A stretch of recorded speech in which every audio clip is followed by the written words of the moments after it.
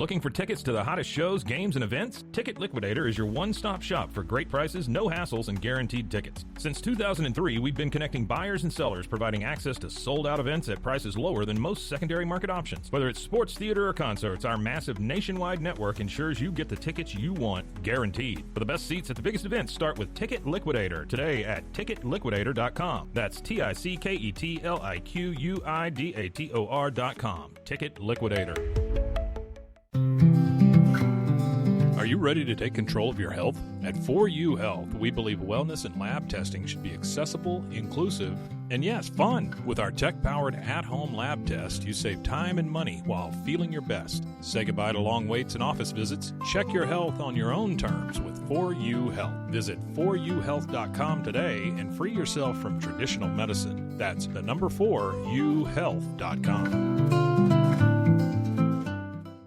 This podcast is sponsored by Talkspace. You know when you're really stressed or not feeling so great about your life or about yourself? Talking to someone who understands can really help. But who is that person? How do you find them? Where do you even start? Talkspace. Talkspace makes it easy to get the support you need. With Talkspace, you can go online, answer a few questions about your preferences, and be matched with a therapist. And because you'll meet your therapist online, you don't have to take time off work or arrange childcare. You'll meet on your schedule, wherever you feel most at ease. If you're depressed, stressed, struggling with a relationship, or if you want some counseling for you and your partner, or just need a little extra one-on-one support, Talkspace is here for you. Plus, Talkspace works with most major insurers, and most insured members have a $0 copay. No insurance? No problem. Now get $80 off of your first month with promo code SPACE80 when you go to Talkspace.com. Match with a licensed therapist today at Talkspace.com. Save $80 with code SPACE80 at Talkspace.com. This episode, I'll take you through it, point by point, as we continue our search to discover what happened to Dammion Hurd and who, if anyone, is responsible. From Cold Case Productions, this is Final Days on Earth. The Life and Death of Dammion Hurd. Episode 10, The Report. I'm your host, Claire Sanema. Thanks for listening.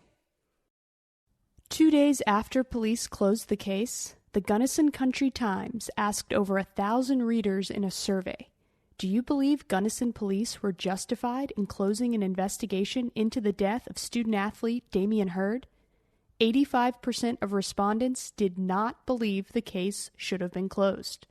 At the request of the Gunnison Police Department, in June 2014, Denver Police Lieutenant Matthew Murray conducted an independent review of the investigation into Dammion's death while it was still in progress. In his report, Murray wrote that Dammion's father claimed Gunnison police did not handle the investigation properly and that his son was murdered. It seemed clear to me that the impetus for his review was your disbelief that Dammion had killed himself. And also he was not happy with the fact that I had been on the news and on social media chastising the Gunnison Police Department and how they were handling the investigation. In the spring of 2020, I contacted Matthew Murray, now Chief of Police in Yakima, Washington, to request an interview for this podcast. To my surprise and delight, he was up for the challenge. But first, he had a few questions of his own. Pardon me for asking questions, but I was the PIO for the Denver Police Department for 10 years. Yeah, no, I love questions. I'm a journalist, so questions I have no problem with. So what drove you to do this story? I've been a crime reporter since 2014. It was just one of those early cases, I guess, that kind of got in my head. So, pardon me, but I have to ask, do you have an outcome in mind? Do you have an axe to grind? Do you believe that it's wrong? I mean, are you heading in a direction that I need to know about? I don't know Dammion. I never knew him. There's nothing personal about this other than I just find it a really fascinating story. I do think there are a lot of questions that weren't answered in that police report. I think that there have to be some answers that we can still get to this case. My whole thing is follow the story. That's really the guiding principle of, my journalistic life. So I'm just following the story wherever it takes me. I don't mind answering tough questions. I don't want to get sandbagged into this whole, if you're already got your mind made up, then there's not much point in me talking to you. Yeah, no, my mind is not made up. My mind is not made up in either direction. I will be completely honest with you. I go back and forth on a daily basis of what I think happened to Dammion Hurd. I think there's so many compelling pieces of information on all sides of it. So I'm all ears if you wanna talk and let's go. You can ask me anything. Chief Murray is a 30-year police veteran and a certified court expert in homicide cases. At the request of Gunnison Police Captain Chris Wilson, in the summer of 2014, Murray wrote 2 forensic analysis reports on the Dammion Hurd death investigation. The case wasn't closed until October.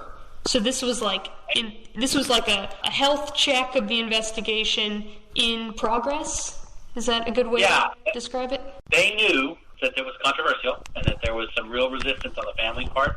Specifically, my recollection is the dad. Yeah. And they were concerned that if they didn't just triple check it before they came out with a conclusion, they'd be sorry. Murray's first report was dated June 4th and was developed using an isolated review of evidence photos. So they gave me the pictures with nothing else. So that's a blind analysis, 100%, with no other information. I knew that they were investigating a death. I knew it was controversial, and I knew nothing else. I knew none of the facts. Didn't even know his name. Murray noted that he intentionally did not read the accompanying police report before reaching his initial opinion. This way, his observations would not be clouded by statements or conclusions from others. All I was doing was looking at physical evidence, which doesn't change. A witness statement can change, but the evidence should not. If it does, somebody tampered with it. At the outset of the report, Murray listed his professional opinion of Dammion's case. The victim died as a result of suicide by hanging. To support his finding, Murray listed 17 points that he observed from the evidence photos. Let's start at the beginning. Here is Murray's first point. The victim was found alone. This is the most common mode of discovery in suicide deaths. Rarely is another person present with death by suicide. I have never investigated or supervised a suicide by hanging where another person was present. What stood out about this first point to me is that everyone admits Dammion's body had been at the Cabin Creek location for at least 3 days before police discovered it. Yes, Dammion was alone on April 2nd, 2014, but a key witness placed Dammion's body at the scene on Sunday, March 30th. I definitely don't disagree with the fact that he was discovered alone. I'm with you, right? But Yeah. What did you think of Linda Nienhauser's report that she saw Dammion's body hanging on Sunday afternoon, and she also saw another vehicle and 2 bicycles on the path that led up to Dammion's body, and that she thought she saw someone crouching using binoculars and looking back at her? So the first thing I think you have to do is go to what I said to you at the beginning. Does any evidence suggest that that's true? Because evidence can't change and people's statements can't. I take what she tells me and I compare it to the physical evidence and say, is what she's saying, can it fit with the physical evidence as I see it? And it can. So the idea that she saw another car, that she saw these 2 bicycles, you don't believe that she saw those things, or you don't think it's relevant? I hear what you're saying. What I'm saying is that she said there was a body kneeling by him. That's not possible. We know it's not. We have the pictures. So now you have this major discrepancy in what it is she's saying. I have to question some of the other parts of what it is she's saying. And then I would also say this. Let's say she did see the body hanging before. Does that make it a homicide? I don't know. I mean, the thing for me that was most compelling about it, not that she saw the body and boom, it's a homicide, but the idea that she saw evidence of other people around Dammion's body, and those people didn't call and say, hey, there's a dead body on the hill. You know, okay, so that was weird to me. Were there people who saw Dammion hung and didn't report it? That's possible. But what I can tell you is, even if that happened, it doesn't change the fact that at the scene there's no evidence of a second, third, fourth, fifth, or whatever party. There's evidence of one party. So it doesn't change whether it's suicide or not, even if that's true. So I don't really need to focus on whether what she's saying is true or not, because it's not a crime not to report a suicide. What I need to do is say, is this a homicide or is this a suicide? And I have to always come back to the physical evidence that doesn't change. There's no evidence whatsoever at the scene that a second party was present.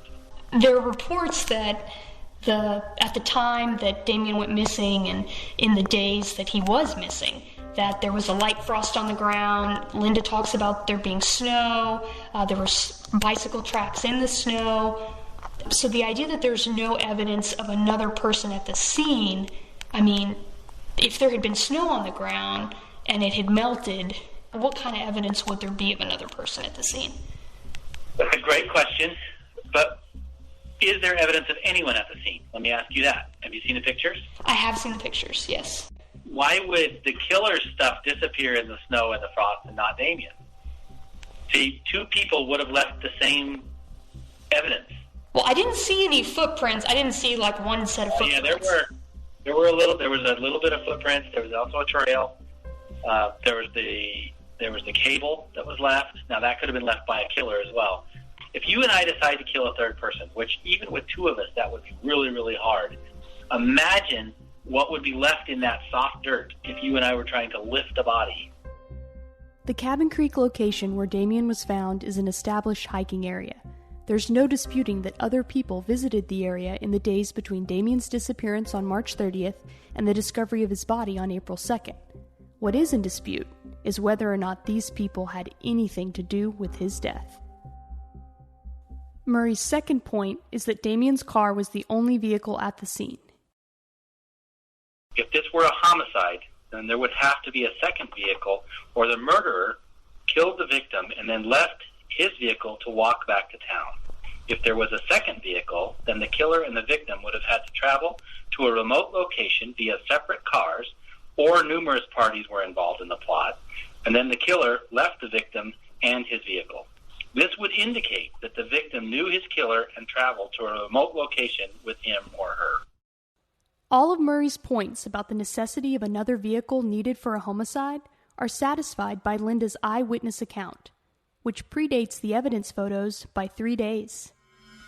Not only does Linda say that she sees another car on Sunday, but there's a tip call from a guy named Matt Marvel, who also says that he saw other cars parked out at Cabin Creek. And interestingly enough, his description of the cars does not include an SUV that matches Dammion's car. So, in my mind, it raised the question, was someone moving Dammion's car after he was dead? So, one of the things that I learned early on in death investigation, the simplest answer is where you start, right? Occam's razor. Absolutely. I can come up with lots of crazy theories about how something might happen. But the most likely theory is not that Dammion hung himself and then somebody came and moved his car. So I'm going to keep coming back to the same thing. There's no evidence of a second party at the scene. So then I have to say this. Whether his car was moved or not is irrelevant to the murder or suicide. It may be relevant to other things. You know, it may be possible, Claire, that somebody said you should kill yourself. We don't know. And then that person may have tried to hide that. I don't know. What I do know, though, is that regardless of what the witness says about cars, or moving cars, or when the body was there, there's just no evidence. I have to come back to that every time. Because how does this killing occur, even if there's some strange witness testimony, and not have any evidence left to indicate that it was homicidal? You're talking about there not being more disruption in the landscape, in the dirt. The branch that he picked, the method, what he used to hang himself with, the fact that there was evidence that nobody else came in the car with him. When the police show up and we have pictures, we know there was only one car. Could there have been another car? Sure. But if there was another car and they killed Dammion, they did it without leaving a trace of evidence, and he did not resist. Murray's third point is that Dammion's keys were in his back pocket. It is highly unlikely that a killer would kill the victim and then place his keys into the victim's back pocket. This is an interesting one for several reasons. First, we know that Dammion's student ID card was on his keyring, and that Western State officials believed that his ID was used on campus 3 separate times after his death. And second, we have eyewitness statements indicating Dammion's car was moved on Monday, the same day his ID card was used on campus. Is it just a coincidence that the keys and the card are attached, and there are reports of both being used in the same time frame? By Wednesday, there's no disputing Dammion's ID and his keys are in his back pocket. But that doesn't necessarily mean they never left it. Hey, it's Claire Sanema, host of Final Days on Earth. Have you ever signed up for something and then totally forgotten about it? I just learned that 85% of people have at least one paid subscription going unused each month. Thanks to Rocket Money, I can see all my subscriptions in one place and cancel the ones I'm not using anymore. And now, I'm saving money. Rocket Money is a personal finance app that helps you find and cancel your unwanted subscriptions, monitors your spending, and helps lower your bills so you can grow your savings. Cancel your unwanted subscriptions and reach your financial goals faster with Rocket Money. Go to rocketmoney.com/finaldays today. That's rocketmoney.com/finaldays. rocketmoney.com/finaldays. Experience the perfect blend of exquisite craftsmanship and life-changing technology with Gevi. Every product is built with precision, featuring specialized parts that ensure durability, efficiency, and safety. We put every machine through 6,000 rigorous tests to guarantee long-lasting performance. With cutting-edge technology and a commitment to energy efficiency, Gevi makes your life easier, greener, and more convenient. Upgrade your everyday with Gevi. Visit us at gevi.com to discover more. That's gevi.com. So something that we talked about, the simplest explanation is the right one. I actually have that in one of my lines of narration whenever I talk about this case. To me, the simplest explanation of that is, well, they're not 3 separate technical glitches that day that just happened to coincide with Dammion Hurd, right? The simplest explanation is that somebody used his card. And they probably did it all the time. It was probably normal for that group. Did you not have a group of friends that you would be like, hey, check me into class? No, I absolutely did. I'm with you there. Here, this is the weird part about it. His student ID is found in his back pocket.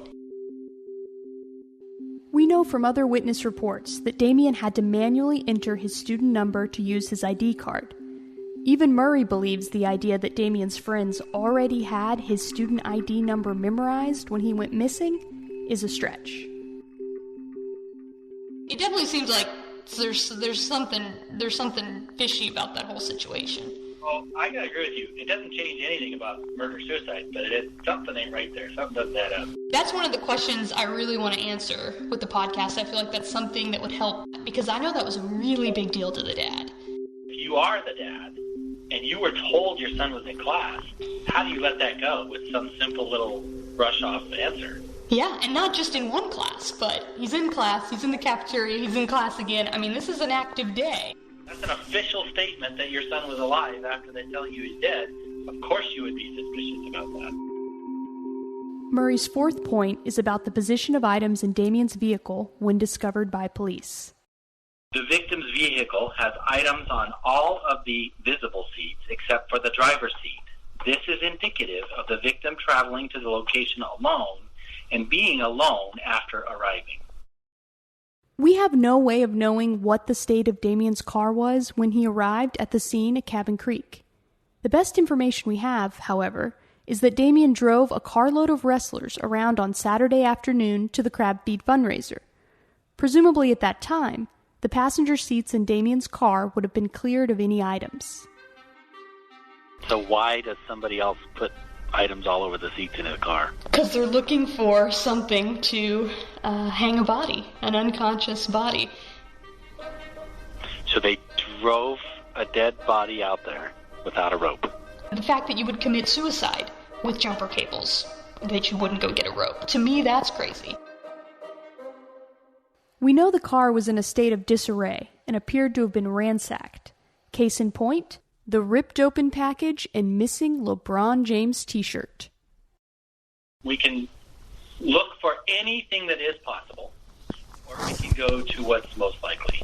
Often with a conspiracy, people look for very obscure pieces of evidence that are unanswerable, and then they use those in a pile to begin to build what looks like an enormous case, when in actuality, we've got a lot of unanswered things. Is it possible that somebody stole the LeBron James jersey after the suicide? Of course. I can't refute that. There's evidence that it was packaged. There's now evidence that it's not packaged, and there's no jersey. My question, though, in return would be, why didn't anything else get stolen? There's things of a lot more value in that car than that jersey. Did it just happen to be somebody who got lucky that loves LeBron? There's no evidence that even if somebody stole that jersey, they participated in a homicide. The suicide, even with these unanswered questions, stands alone. Talking about Dammion and other things that may or may not be missing. The night that he disappeared, he was photographed wearing these flashy diamond stud earrings. They weren't... You remember those, right? So they weren't actually real. They were cubic zirconia. They were $25. He'd bought them recently. The receipt was one of the items recovered from his car. As far as I can tell, and please let me know if you know otherwise, those earrings have never been found. They were not on Dammion's body when he was located. That is a question in my mind. What happened to the earrings? Yeah, I know nothing about that, and it's a good question. This is also throwing out a theory, just like you can do it the other way. Another thing that's not unusual when people are contemplating suicide, in fact, it's relatively common, is they give things away. If Dammion gave his earrings away to anyone in the hours after he went missing from the wrestler's house party, that would be news to me. There's certainly no evidence to indicate that's true, and no one has come forward claiming to have the earrings. In fact, just like Dammion's blue coat and his baseball cap, police have never been able to account for them. Murray's fifth point concerns the location of Dammion's car. The victim appears to have been parked at the location where the vehicle was found for an extended time. This is common in suicide deaths, as the victim often contemplates his decision to die. We know precious little about the timing of Dammion's actual death, only that he left the City Market gas station at 1:36 a.m. on March 30th, 2014, and that Linda Nienhauser saw a figure on the ridge matching Dammion's description about 10 to 12 hours later while she was hiking. Police officially identified Dammion's body at Cabin Creek on April 2nd. At that time, Detective Danos noted the smell of weed in the car and that Dammion's windshield wipers were in the intermittent position. It had been raining and sleeting Saturday night and into Sunday morning. Conditions were clear on April 2nd when police arrived on scene. We know from the scene photos that the driver's seat in Dammion's car was in a reclined position. Murray believes that Dammion is the one who put it there. That whole contemplating, thinking about things, so probably just in a relaxed position, spend a lot of time thinking, but all that's very much supposition. There's no credible evidence indicating how long Dammion's car was parked at Cabin Creek before his death that I'm aware of. Police noted there was a half tank of gas on the gauge and the hood was cold to the touch when they arrived. As we discussed in previous episodes, Dammion's seat being reclined would fit with the theory that someone else was driving his car. It has been posited that one possible explanation for the driver's seat being in a reclined position would have been for a taller person to drive the vehicle. How does that sit with you? Certainly, it is possible. What does that change? Even if somebody tall drove his car, it still doesn't change the suicide. I agree that by itself, someone else driving Dammion's car doesn't overturn the suicide ruling. But if you can start to poke holes in the evidence proving that Dammion was alone at Cabin Creek, it does weaken the case for suicide. After all, Murray's very first point included the statement that he had never encountered a suicide by hanging where another person was present. If somebody else drove the car, where was he? Because the idea that he would be, that he would be incapacitated. Murray's 6th and 7th points address the manner and means of Dammion's death. There is no evidence of a struggle. The victim's shoes are not scuffed, and the area leading to and around the body shows no evidence of a struggle.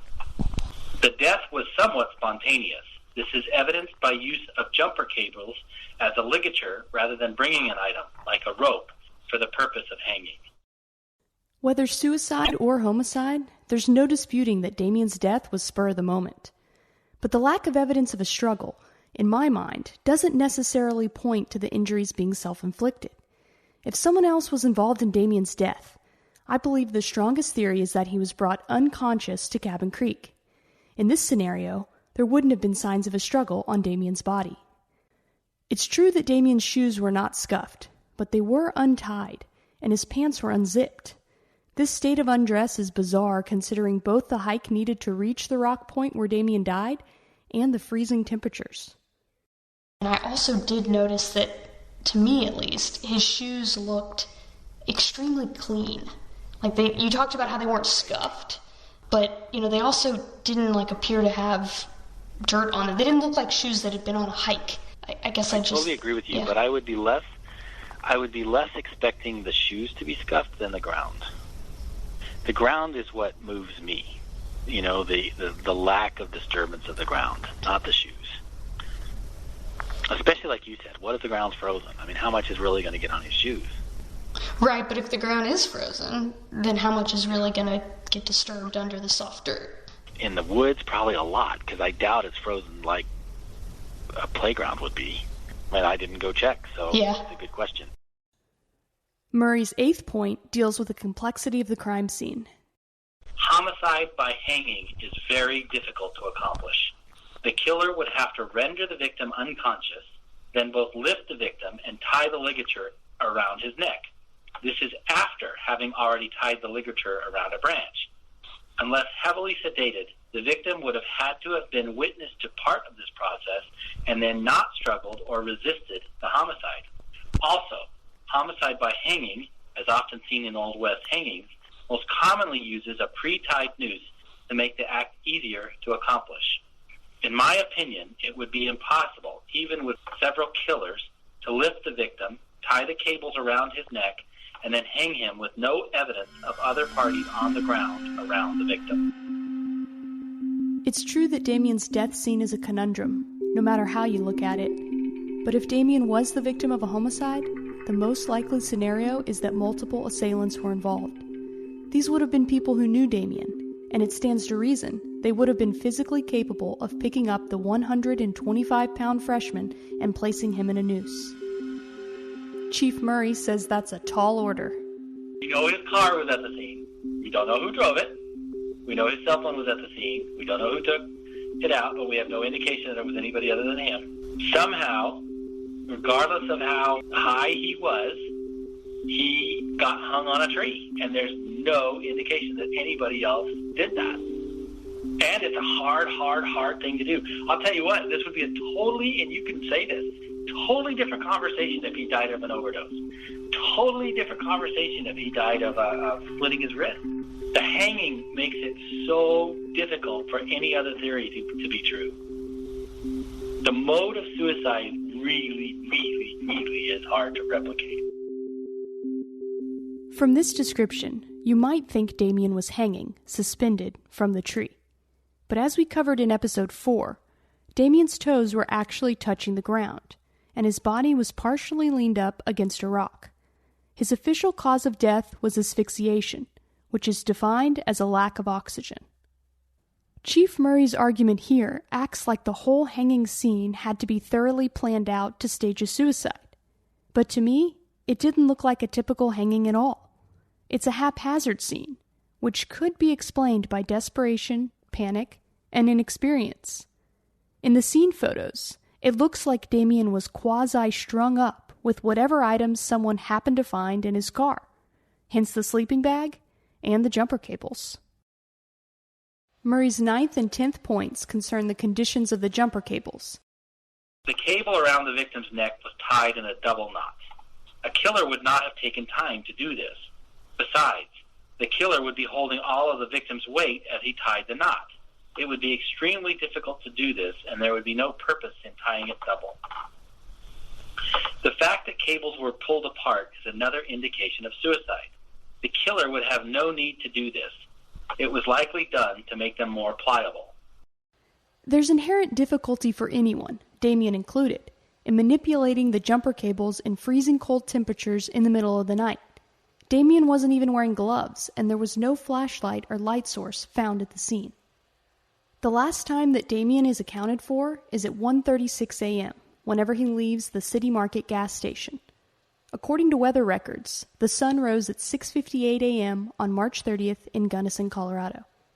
Oh, I think it likely happened in the middle of the night. I bet you after he took that battery out, he went and did it. One thing about suicide, people don't spend hours and hours and hours contemplating this. How Dammion would have been able to accomplish this complicated jumper cable noose hanging in the middle of the night without even the flashlight on his phone has always been a question in my mind. I'm a Colorado native. I know Colorado, I know the Gunnison area, I'm very familiar with it. It's not like some places in the country like where I'm at now. If you go in the woods here in the night, it's extremely dark. Colorado's really not like that. Even on a night with no moon, you can generally see around. You said there was snow, that would make it even brighter. I mean, the fact that there's no man-made light source does not mean there's not light. There's probably a lot of light. That makes more sense to me. I was trying to get to the point of waiting for daylight, and I'm like, I don't see how you sit for 5 hours and still want to kill yourself. We talked about it being very cold, and you've got this ambient light. You're manipulating these jumper cables in this less than ideal circumstances. No gloves found at the scene. Can you just kind of talk me through whether you see that as an impairment? So the very most likely scenario is he grabs the jumper cables, pulls them apart on the way to the car, drops one, and does the deal. How much, do you need gloves? Most suicide as a result of depression, it's a desire to be free of the pain. He's not going to care that much about cold or whether my fingers get cut.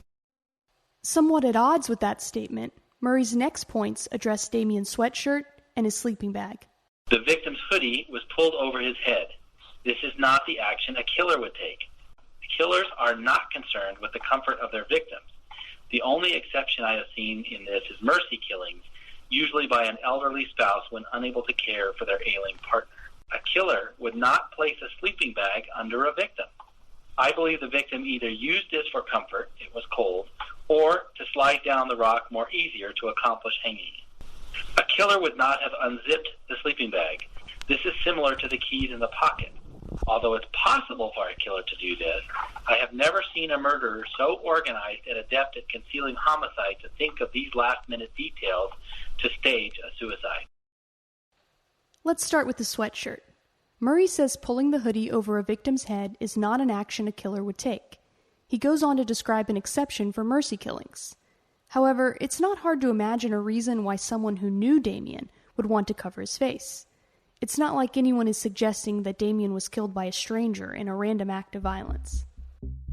What about the idea that if the person who was killing Dammion knew him and felt some guilt or some shame about it, wouldn't that be a possible reason to do something to cover his face? In the aftermath, yes, but you would likely cover him with a blanket, not the hood.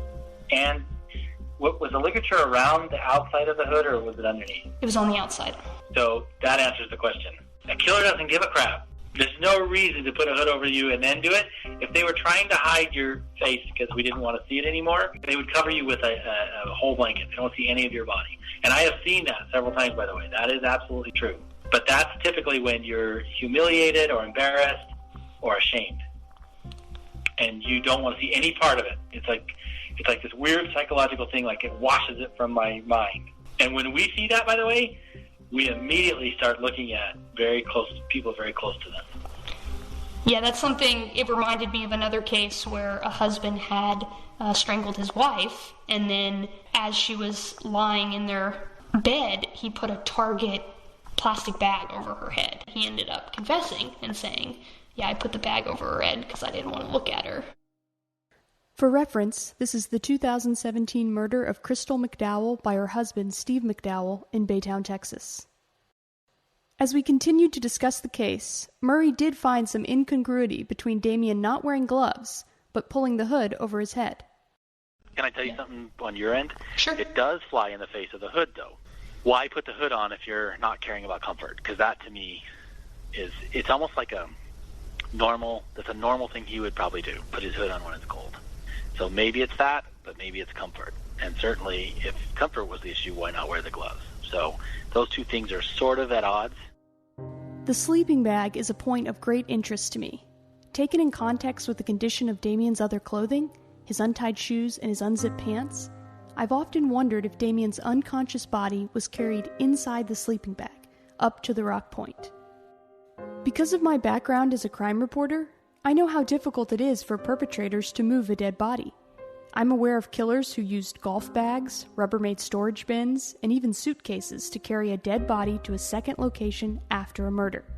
In Dammion's case, it would be consistent with eyewitness testimony of Linda Nienhauser that multiple people were present with Dammion's body, and the fact that the sleeping bag was found unzipped. Whenever I saw that sleeping bag, it popped into my head that if I were moving a dead body and I had a sleeping bag and I had more than one person, I might stick this dead body in a sleeping bag, zip it up, and then carry the body that way. So you had me until zip up. Why would you zip it up? So they wouldn't fall out. Nah, come on, you looked at crime scene pictures. Crooks don't do that. They're in a hurry to get it over there, and what? So, I mean, the thing is, I hear you, I do, I'm not trying to attack. I'm totally thick-skinned, I'm not worried. So, yeah, I'm telling you, in the homicide room, we do this to each other. It's exactly what we do. Trying to poke holes in theories so that you can get on the right track. In my mind, the sleeping bag plays into the rear naked choke theory that Gary Hurd favors. For this theory to work, you have to believe that Dammion went back to the wrestler's house after getting gas and was then placed in a sleeper hold sometime after 1:36 a.m. It should be noted that there are no reports of any confrontation involving Dammion occurring after he got gas. The report that most closely aligns with the sleeper hold theory is Morgan Lambert's statement about Kyle Pyatt placing Dammion in a chokehold at the party around midnight. Interestingly enough, Chief Murray was not aware of Morgan Lambert's witness statement at all. Her interview took place July 9th, 2014, 1 month after Murray completed his expert report.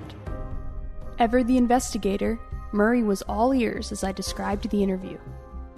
She gets up, it's a video interview, she acts out the hold. The hold that she's doing, as she acts it out, most closely resembles a rear naked choke. Yeah, that is, yep. Right, so a very well-known wrestling move that's also called the sleeper hold, right? Yep. So there are also multiple witnesses who say that the wrestlers, quote, put Dammion to sleep after his fight, right? So if you follow this theory, if you go down this track, and we say that he was put to sleep in this rear naked choke, that he was rendered unconscious, then he was not tended to. They take his unconscious body out to Cabin Creek, and they carry him in the sleeping bag, and they stage the hanging scene with his jumper cables. Okay, so you actually have a workable theory until you get to the tree. If they'd have tied the jumper cables around the car, I could tell you, you know what, Claire, I can't disprove that. The problem comes in transporting the dead body in the sleeping bag to the tree, lifting the body, hanging it from the tree, and leaving no evidence of that. That's the problem. The rest of that theory is actually, that's a pretty darn good theory. The theory that Dammion was unconscious from a rear naked choke when placed in the noose would explain why there were no signs of a struggle. Physically, you actually came up with a decent theory there. You could do what you're describing, and it wouldn't show, because the ligature would cover any other trauma that might come from a sleeper hold, because it wouldn't leave marks. So that, physically, yes. That could I can't rule that out physically. I just would go with the rest of the circumstances surrounding. Because remember, you can't just dismiss this because one fact gets convenient. Murray's next 2 points concern the tree branch. The branch chosen to accomplish the hanging was not sturdy. A suicidal party would use it, knowing it only had to hold his or her weight for a short time. A murderer would choose a much sturdier branch to ensure that death resulted. A killer would also choose a sturdier branch to hoist the victim. In other words, they would tie the ligature around the victim's neck and then use a sturdy branch as leverage to hoist the victim to a dangling position. I agree Murray is describing ideal conditions for a hanging and what people with experience and foresight would do. But what if the small tree branch selection was simply a matter of necessity? Dammion's father, Gary Hurd, visited Cabin Creek 9 days after his son's death. Where Dammion was hanging, where he was found, that is the only place within a decent amount of distance of that vicinity that there was a tree branch capable of being able to do this. In his next point, Murray notes the large distance between the tree and Dammion's car. The first responding officer with the Gunnison County Sheriff's Office estimated the distance at about 100 yards. The distance between the tree where the victim was discovered and the victim's car is considerable. There is no evidence that the victim was forced to that location or evidence of another person leading to the tree. We've already talked about how there was snow and ice in Gunnison when Dammion went missing, and patches of melting snow are still visible in the police photos taken 4 days later. Even given the frozen ground theory, Murray thinks the scene is too complicated for college kids to have staged. Somehow, you bring the body out to this remote location, drag it out there, you think about tying it up because we want to be able to hide what we did here. Let me tell you what kids actually do, because this happens, especially with overdose cases. They drive to an alley, they push the body out, and they hope to God nobody ever asks them a question. They don't stage a hanging. There's so many better ways to try to hide a death. The 17th and final point in Murray's first forensic analysis report is about the condition of Dammion's cell phone. The victim's cell phone had the battery removed. This was likely done to avoid taking phone calls that might change his decision, and possibly because he did not want to be found. There would be no purpose for a killer to remove the battery from the phone. Even all these years looking back, that cell phone is a big deal. Taking the batteries out of the cell phone is a big deal. That's not rational. You and I wouldn't do that because we're not depressed. When suicidal people do it, they're not removing that from you and me. They're removing it from themselves. They're trying to remove the option of survival because they hurt so bad. Part of what makes this case so hard to fathom is the fact that Dammion was never diagnosed with depression. And if he was battling suicidal thoughts, he didn't share that with the people closest to him. His ex-girlfriend Marlena only brought up suicide after Dammion's body was discovered, which, considering the fact that he was found hanging, seems like an afterthought. When you start with a body in a noose, it's natural to wonder if depression is the cause. We also can't ignore the statement from Tori Boyle about Dammion confiding in her that he was suicidal over Christmas break. But the weird misstating of facts that Dammion was in Gunnison, not Texas, during Christmas makes me question the entire authenticity of her memory. For Chief Murray, the suicide theory fits perfectly with the evidence at the scene. Now picture Dammion in a car, and it's cold, and he's sad about his girlfriend, and he's been taking drugs and alcohol. He doesn't want his dad to call. He doesn't want his girlfriend to call. He doesn't want to make up with his friend. He wants to go. And he's just trying to work up the courage to do it. So he takes the battery out. That's a very unusual action. I definitely agree with you that it's a very unusual action, and I see how it could be the action of a suicidal person. But I have to say that one of the cases that I've done for 48 hours involves a killer who kills a girl and then disassembles her cell phone, takes the battery out of her phone because he doesn't want police to be able to, for her to be located, for people to track her location, with cell phone towers. Play it out. Why did he do that? Why doesn't he want her located? Because he killed her. And? He doesn't want to get caught. Right. You got to walk through this with me. He did it because he's afraid. He needs to give himself time to get away. So that's number one, delay recovery of the body. And number two, that he knows he left evidence on that body that's going to link her to him. He actually burned the body, so there was no physical evidence left that would have connected him. In this case, which was the 2016 murder of Jackie Vandegrift by Charles Bryant in Grapevine, Texas, the killer took apart the victim's cell phone and kept her battery. He broke it up. He threw it around. He got rid of it. You've got to think about the psychology of it, too. What is he doing? He's panicking. He's going to feel a measure of relief having that phone gone. Well, in this case, the killer, if there was a killer, they didn't destroy the phone. They left it right there with him. Then they left the battery. Why? If what you're trying to do is similar, nothing else about it is similar, only that the battery's out. As I've wrestled with this case for 6 years, I've gone back and forth on what I believe really happened at Cabin Creek. It's true that most hanging deaths are suicides, and I have to acknowledge that Dammion's age, gender, and propensity for impulsive behavior are consistent with the finding of suicide. But in my opinion, there are still too many unanswered questions to reach a definite conclusion. Hiker Linda Nienhauser's eyewitness report of other people with Dammion's body on Sunday. The use of Dammion's student ID card in classes after his death on Monday. Sightings of Dammion's Saturn SUV driving the route to Cabin Creek on Monday. The lack of connection between Dammion and the Cabin Creek location where his body was found, and the unexplored theory that the track team was somehow involved. Suffice it to say, Chief Murray disagrees.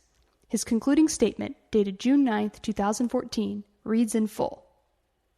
I have no reservation in opining that this death was caused by suicide. The victim drove to a remote location and contemplated his death. Once he'd decided, he looked for a ligature and walked to the nearest tree to hang himself. He pulled the cables apart, tied one end to the tree branch and then the other around his neck.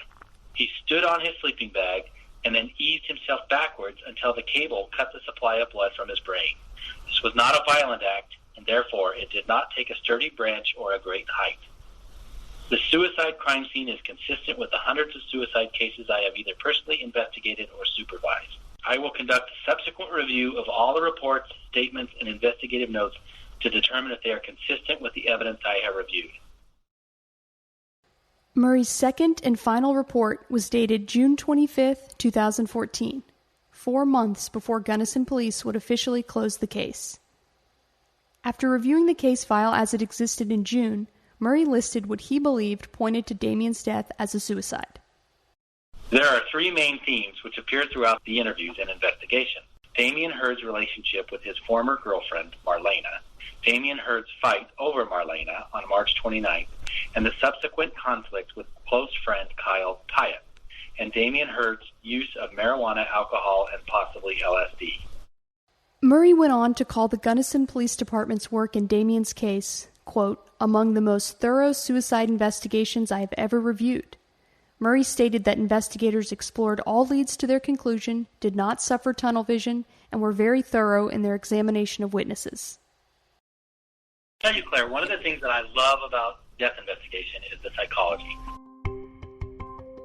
My favorite thing to do in the world is to go in an interview room with a suspect, because it's a battle of wits. Go in there and say, what am I thinking? Why am I standing here? Why would I do this? Because those answers, they give you an enormous power when you get in the interview room. Because I'm asking him questions that he has no idea why I would ask him that. And they really jump at you. To illustrate his point, Murray brought up a classic cold case from Colorado that is the subject of intense speculation and conspiracy theories to this day. The murder of John Benet Ramsey. John Ramsey goes on CNN, and it's fascinating. Go back and look it up on Google. Watch the interview. They ask him to describe how he found his daughter. He says, I walk into the boiler room, and there's this window. It's his house. Why is he talking about a window, Claire? His dead daughter's on the floor. Yeah. Why is he talking about a window? I don't know. I do, because killers are looking to see who's watching. He was looking at the window when he put her in there. Oh wow! So you think the dad did it? He did do it. It's one of those cases that everybody has their theories. Yeah. Although initially a suspect, John Ramsey maintains his innocence and has never been charged in his daughter's murder. The case is unsolved. Go back and watch John's interview. The window. I'll tell you why, because he was looking at the window. A killer is thinking somebody's watching him. Like using binoculars in the brush? Think of something you've done wrong, and what's the first thing you do? How am I going to get caught? How if somebody knows? Right, exactly. Like Linda Nienhauser said she saw someone with binoculars looking at her from the scene. I hear you. I'm just saying, like, that is what somebody who's guilty thinks. The first is self-protection. How am I going to get caught? And they're watching. And what do I need to do better? I couldn't agree with the chief more about this analysis. And to me, it has a direct connection to the significance and credibility of Linda's memory. Go back to Linda's statement in the fact that she said that someone was crouching down looking back at her with binoculars. You know, she didn't know that was a behavior that a killer would be more likely to exhibit. And she didn't even know she was looking at a dead body. And to me, that gave me pause. I hear you, but just using your life experience and rational. So you kill somebody and then get binoculars out? Why would you do that? I mean, people return to the scene. People return to the scene of the crime, though. Isn't that part of the psychology of certain kinds of killers? Yes, I had a guy who killed a baby, and I was at the crime scene when I looked up and saw him drive by. Yes, it does happen. I think in my case, the guy was just really curious, like, where's this going? Do they know? So, could they go back to the crime scene? Yes, but if it was the theory, I guess you have to pick a different theory then, because if it was the theory that the wrestling team accidentally killed him with a chokehold, there's no way they want to be anywhere near that body. They want to get it out of there. That's somewhat psychopathic. Even though we disagreed on a number of things, namely the importance of Linda Nienhauser's eyewitness statement, it was refreshing to have an investigator so willing to talk about the nitty-gritty details of a controversial case like Dammion's. I work for the people. They have a right to know. The dad has a right to know. These questions, people have a right to ask them, and I am disappointed in the public entities that would hide behind not talking. What Chief Murray said next is the most important statement I've heard in my 6 years of reporting on Dammion's case. If evidence surfaced even today that clearly showed that what I wrote in the report was not right, I would correct it. I'm not married to an outcome, but it would have to be compelling evidence that clearly demonstrated the likelihood would change. Dammion's father, Gary, is convinced that his son's case deserves more investigation and that Murray's report was not sufficient. There was a whole bunch of stuff that Murray never had an opportunity to put his eye on. And that was in June. The case wasn't closed till October. Chief Murray sympathizes with Gary Hurd's position. Most homicide detectives will tell you some of their most challenging families are suicides, not homicides. People don't want to believe that their loved one would leave them. So you'll hear statements like in this case, I know my son. I know he wasn't suicidal. He would have told me. People who typically talk like that don't understand what clinical depression is. When somebody is clinically depressed, I mean literally clinically depressed, not just, oh, I'm depressed, they are so fixated on the pain, trying to get rid of the pain, that everything else becomes secondary. Everything else. There's no denying this is personal for Dammion's dad, but Gary believes he has kept a level head. And I still believe today that I looked at them not through rose-colored glasses. I didn't look through them with a narrative. I looked through them as a realist, and I took everything into account. And I'll say it again. I've said it to you a million times. Still to this day, put something in front of me that indicates that D took his life, that I could get my head wrapped around and be like, maybe he did. Holy crap. Yeah. Maybe he did. Give it to me, and I'll think that way. The only thing that exists is things that point toward foul play and cover-up. On the next episode of Final Days on Earth, the life and death of Dammion Hurd, I still have plenty of questions of my own, so I'm hitting the road to Gunnison, Colorado to do some on-location reporting and fact-finding. It's a trip 6 years in the making, and I'm bringing you along for the ride. Starting route to Gunnison Police Department. So what I'm going to try to do is follow the path that Dammion would have taken. Alright, we're here. Cabin Creek. Here we go. Final Days on Earth is recorded in Dallas, Texas for Cold Case Productions in partnership with Podcast One and Live by Live. Each episode is written, reported, and produced by me, Claire Sandoval. Original theme music composed and performed by Riley Simmons. Songs licensed from PremiumBeat.com are Bending Truth and A Thin Line. Editorial consultant is Lucy Scott of LucyMedia.com. Additional production help from Amber Robinson, Janice Sue, and Elise Weber. Executive producers are Sharon Richards and me, Claire Sandoval. Special thanks to Yakima Police Chief Matthew Murray and Gary Hurd for talking to me in this episode. Tune in next week as we continue our search to understand what happened to Dammion Hurd and who, if anyone, is responsible.